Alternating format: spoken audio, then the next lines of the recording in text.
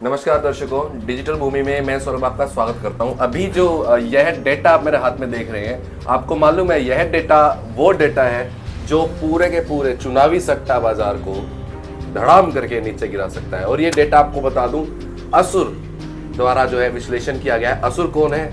असुर वो है जो 2019 से चुनावी विश्लेषण कर रहा है, बहुत सी राजनीतिक पार्टियों के साथ जो है वो कार्य भी कर चुके हैं और अभी भी वो इसी चीज में एक्टिव है। और उनका दावा है और देखा भी गया कि उनका जो डेटा है, जो उनका विश्लेषण होता है, वो हमेशा सटीक रहता है। और असुर जी हमने अपने साथ बिठा भी रखे हैं, वो अपनी आइडेंटिटी रिवील नहीं करना चाहते, इस वजह से उनका चेहरा जो है हमने ढका हुआ है। तो असुर जी, सबसे पहले तो आप विश्लेषण करते हैं, इतना कुछ करते हैं, इतना जो डेटा है इसकी इतनी करोड़ों में कीमत है और बावजूद उसके लीक होकर मेरे पास पहुंच गया।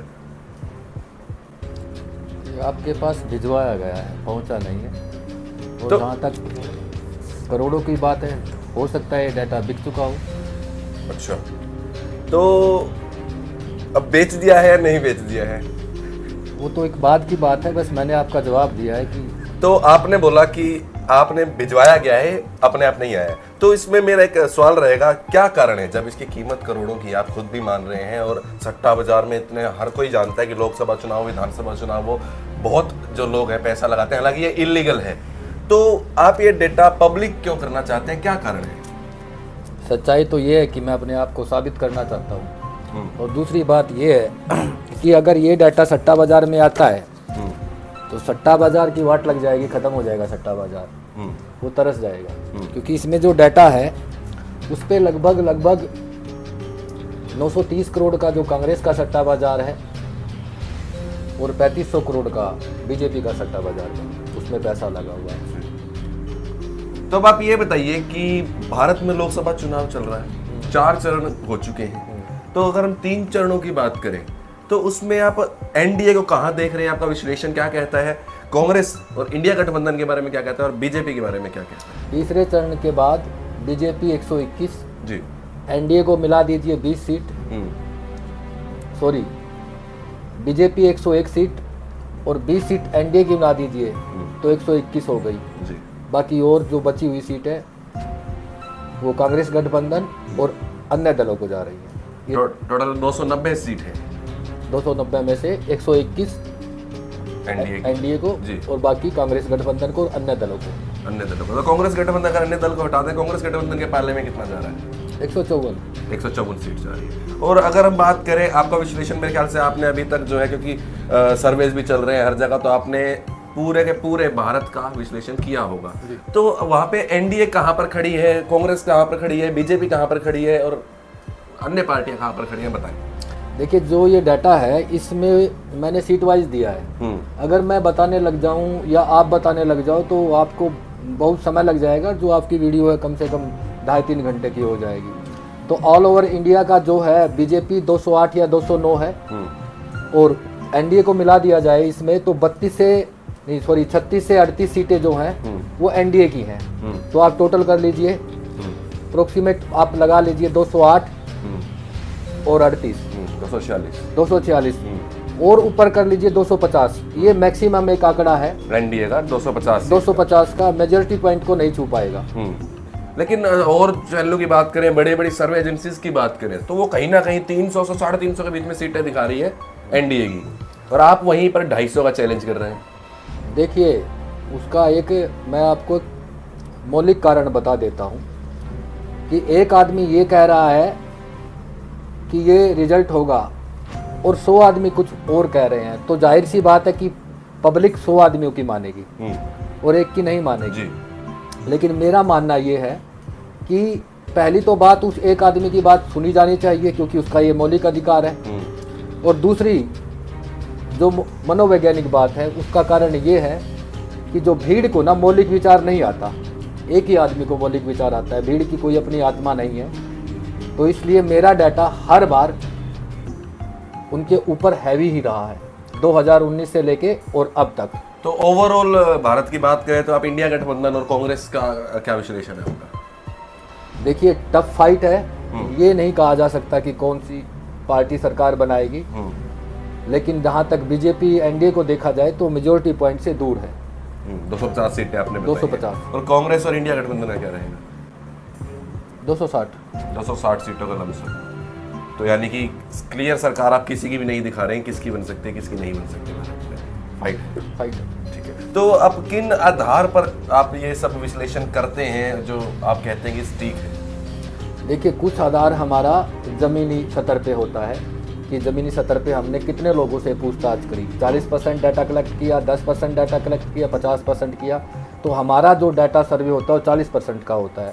और दूसरा 40% के बाद जितनी कंपनियों ने सर्वे किया होता है उनका सबका एक डाटा हमारे पास होता है। फिर और अन्य सोर्स होते हैं, राजनीतिक मंच होते हैं, समाचार न्यूज़ जो एजेंसियां हैं उनका, फेसबुक, इंस्टाग्राम या कोई सोशल मीडिया के जो प्लेटफार्म है उन पे जो पोल होता है उसके आधार पे, टेक्निकल आधार पे एक टेक्निकल सर्वे करते हैं जो किसी विशेष सॉफ्टवेयर के तहत किया जाता है।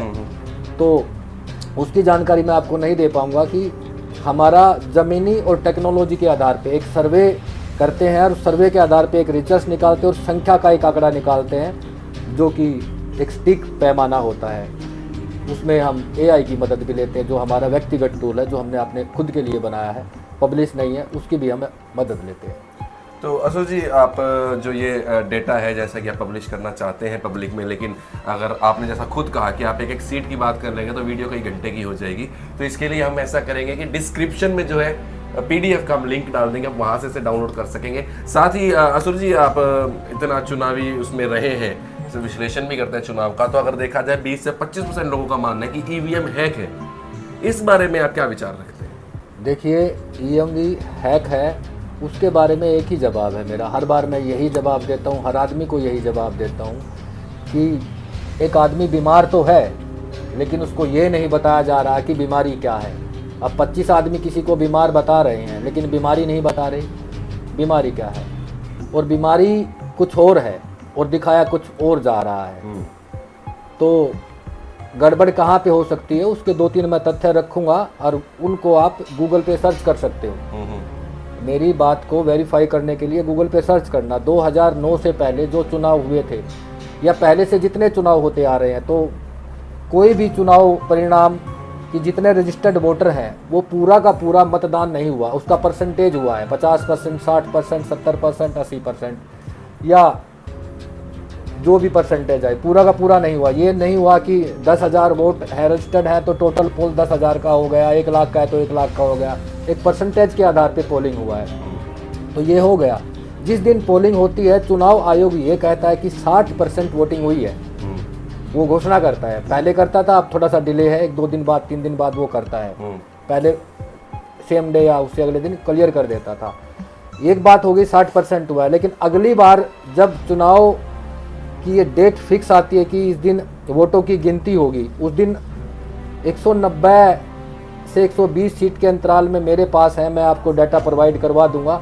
उन सीटों पे आप देखिएगा कि जहाँ पे विक्ट्री घोषित हुई है कि ये कैंडिडेट जीत गया, ऑलमोस्ट ज़्यादातर बीजेपी के, वो जीत गया, तो वहाँ पर जब चुनाव आयोग ने ये कहा था 60% हुई है, 55% हुई है, 65% हुई है या 80% या 90%, परसेंटेज का जो भी एक घोषणा करी है इलेक्शन कमीशन ने, चुनाव आयोग ने, लेकिन जब रिजल्ट आया है या तो 5% को घटा के दिया गया है या 5% को बढ़ा के, तो मेरा सवाल ये है वो 5% जो घटा है वो कहाँ गया और वो 5% जो बढ़ा है वो कहाँ से आया। मेरा कहने का मतलब ये है, ठीक है, मतलब ऑल ओवर मेरा कहने का मतलब ये कि 60% पे चुनाव आयोग घोषणा करता है तो उसने आज तक ये नहीं कहा कि 60% पे ही हम एक आदमी को विजय घोषित करते हैं और दूसरे को हम रन अप मानते हैं कि भाई ये सेकंड नंबर पे आया। लेकिन आंकड़े देखे जाए तो 60 का कभी 50 हुआ है और 50 का कभी 55 हुआ है। तो ये चीज़ें इन पे चर्चा होनी चाहिए कि यहाँ पे क्या कमजोरी है।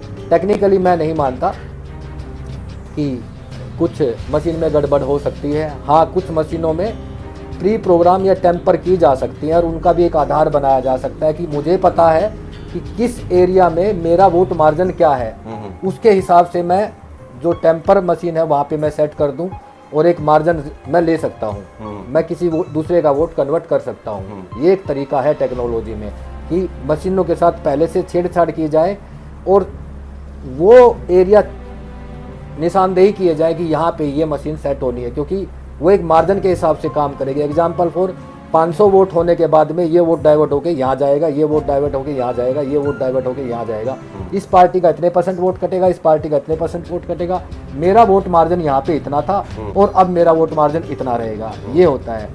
और जहाँ तक वीवीपैट की आ जाती है कि वो एक इंटरनल डिवाइस है, उसको कोड किया जा सकता है, उसको कोड किया जा सकता है, उसको भी टेम्पर किया जा सकता है, उसके अंदर भी बग डाला जा सकता है, क्योंकि वीवीपैट जो है वो एक इंटरनल डिवाइस है, ना कि वो उसके साथ में जुड़ा हुआ।